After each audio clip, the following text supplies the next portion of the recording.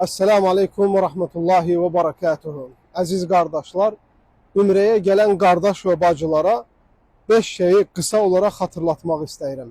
Birincisi, təbii ki, Ümrəyə gələn insan, mən də Ümrəyə getmişəm, Kəbədəyəm, Məkkədəyəm falan filan kiməsə göstərmək üçün deyil, sadəcə və sadəcə günahlarının bağışlanması üçün və böyük bu ibadəti Allah rızası üçün əda etmək üçün gəlməlidir.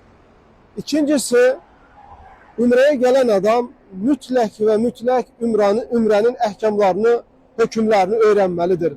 Ehramı necə geyinməlidir, tavafı necə eləməlidir, səyi necə eləməlidir və bunların hamısının hökmlərini detaylı şəkildə bilməlidir ki, hətta ümrəsi Peyğəmbər sallallahu aleyhi və səlləmin öyrətdiyi kimi əda olunmuş olsun.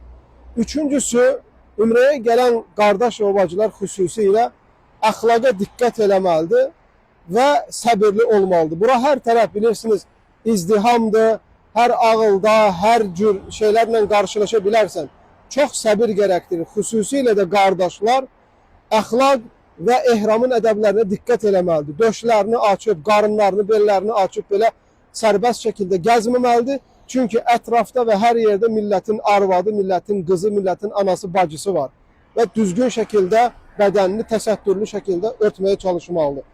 Dördüncüsü, dua, zikirlər, xüsusən də tavafda, səidə bunlara fikir verməlidir. Beşincisi də namazları haramda əda etməyə çalışmalıdır. Məkkəyə gəldikdə, Mədinəyə getdikdə o restoran sənin, bu bazar mənim, ora, bura boş vaxt keçirməyə çalışmamalıdır. Esselamu Aleyküm və Rahmetullah.